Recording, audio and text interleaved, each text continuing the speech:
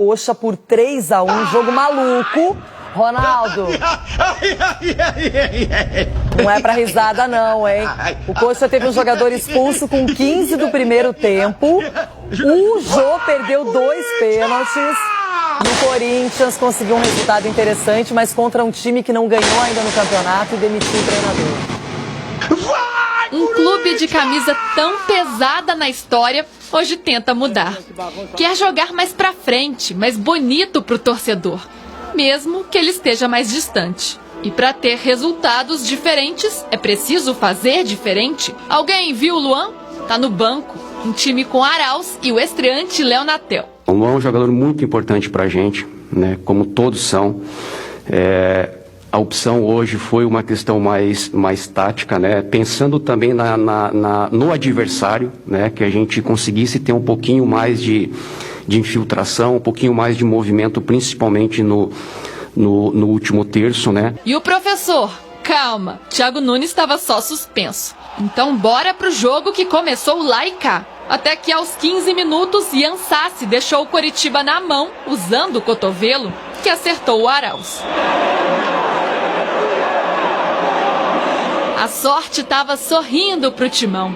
10 minutos depois, o árbitro marcou o pênalti bem duvidoso do Patrick Vieira no Léo Natel.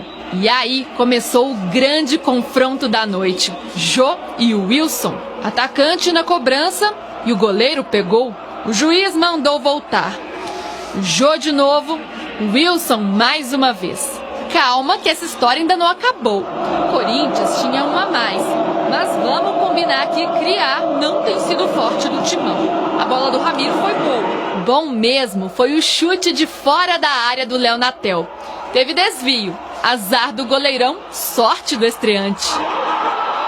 Mas no contra-ataque daqueles, William Matheus cruzou para o Sassá empatar. Na volta do intervalo, com Ederson e Gustavo Mosquito, o Corinthians teve mais volume. E o Wilson passou um aperto com as bolas cruzadas. Mas lembra do duelo da noite? O Jô estava mordido. No cruzamento do Arauz, deu só uma escoradinha.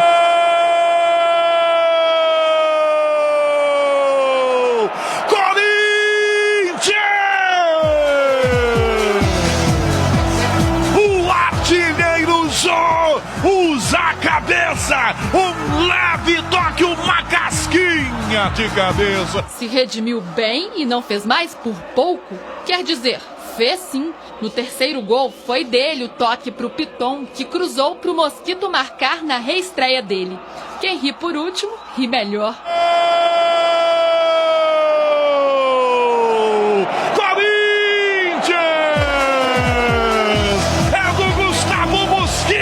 Feliz aí pelo primeiro gol com essa camisa. Só agradecer primeiramente a Deus mesmo e aos meus companheiros aí que trabalhando forte aí no dia a dia, me receberam muito bem. Feliz, né?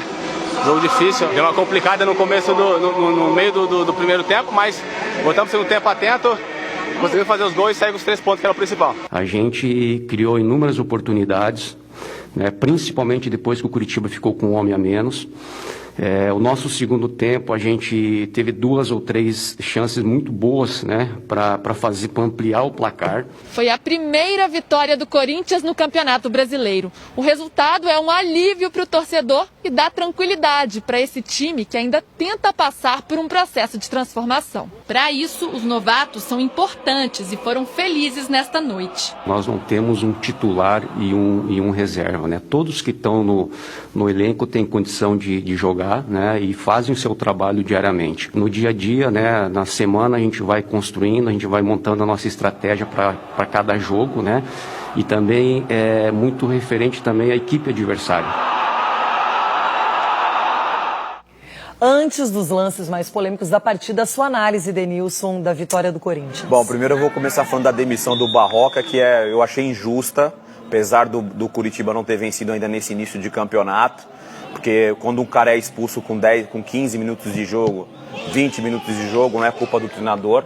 E uma expulsão correta, na minha opinião, e provavelmente na opinião de todos. Sim, corretíssima, mas não tem o que falar. Mesmo assim, o Curitiba, numa boa jogada pelo lado esquerdo, o Sassá consegue fazer o gol de empate. O gol do Jô né, de cabeça, que ele desvia, a bola pega um pouco de velocidade quando ela toca no gramado, pega. Mas eu acho que o Wilson era uma bola defensável para a qualidade do goleiro que o Curitiba tem. Não conseguiu. Então, para mim, não é culpa do treinador. Ontem, com um jogador a menos, eu até achei que o Curitiba teve um bom comportamento. Aí a gente bate na questão, que até virou já uma questão cultural, dos resultados. São 4 jogos, 3, 4 jogos de campeonato. Eu acho que já dá para parar também de falar, porque parou 4 meses o campeonato e tal, não sei o quê. Que o jogador consegue buscar o condicionamento físico num espaço aí de 3, 4, 5 jogos. Você já consegue alcançar um nível considerável para você disputar uma partida em alto nível. Essa é a minha opinião. E o Corinthians fez o feijão com arroz. Acelerou um pouco mais a troca de passes. Ramiro não dá para sair do time. Ontem ele abriu mão mais uma vez do Luan. Eu lembro que quando o jogo do Galo, quando ele não entra com o Luan, ele entra com o Arauz e Matheus Vital e tudo mais no meio de cantilho e tal. Eu falei, o Luan vai ficar difícil pro Luan. Porque naquele primeiro tempo do Galo, do Corinthians contra o Galo, aquele primeiro tempo, o meio de campo do Corinthians tinha funcionado. Ontem você falava aqui que considerava quase impossível a saída do Gabriel do time. Sim.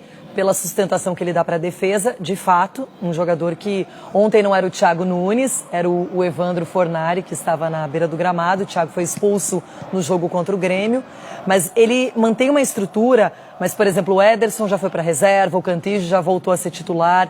Eu acredito que ele vai fazer algumas alterações ainda, porque não tem o time ideal. O Carlos Augusto muito bem antes na lateral, aí sai o Sid Clay titular, mas o Lucas Piton, por exemplo, ontem entrou, participou do gol do Gustavo Mosquito, enfim, um Corinthians que também está se ajustando, Denilson.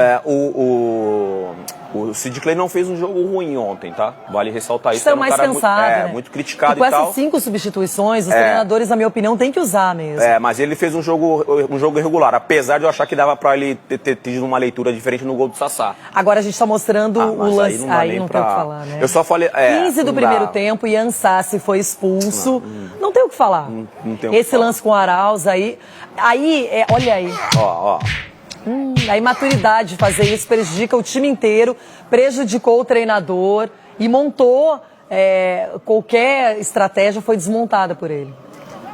Cara, não dá o que falar. Eu ia falar aqui que ele não teve a intenção da cotovelada, só de tirar o braço do jogador. Eu não concordo com você. Do jogador do Corinthians, porque você vê que o braço dele vai lá pra trás, ó, na sequência da cotovelada, e o cotovelo pega no rosto do jogador. O comentarista do jogo até comparou com aquele lance do Leonardo na Copa do Mundo, e que o branco entrou no lugar dele, enfim. Não dá não tem justificativa. Mas pra você não, né? Não tem justificativa, não dá. Eu não vou ficar aqui tentando defender a intenção de que não era, ou que, enfim, é a expulsão correta do árbitro e acabou. Pegou e o árbitro estava muito próximo do lance e está tudo certo. O pênalti que foi marcado para o Corinthians, a sua análise?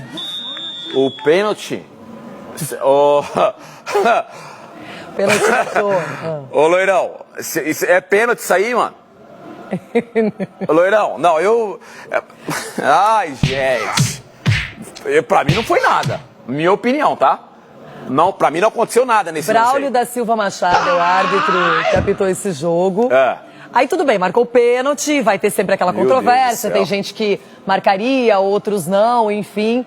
Mas o problema que mais chamou a atenção foi justamente na hora da primeira batida e depois da segunda. O Jô erra a primeira batida porque o goleiro defende, não é? Olha aí, a primeira, tá aí a defesa do Wilson que a bola pega, sobe e ele pega de novo. Uma defesa tranquila. Aí a arbitragem, o VAR, que está bem atento a isso, os goleiros têm que observar. Não é o primeiro jogo que isso acontece. Manda voltar a batida, aí, dizendo que ele se adiantou. Aí volta e o Jô de novo desperdiça. E depois o Jô se recuperou, fazendo o gol no segundo tempo, um gol importante.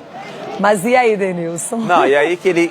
Eu tive dúvida na primeira se ele se adiantou. E olha que mostraram várias vezes. E depois eu percebi... Ele adiantou, ele tira os 2 pés da linha, né? Então, pra você, ok. Tem que ter um pé na linha, o goleiro tem que ter um pé na linha.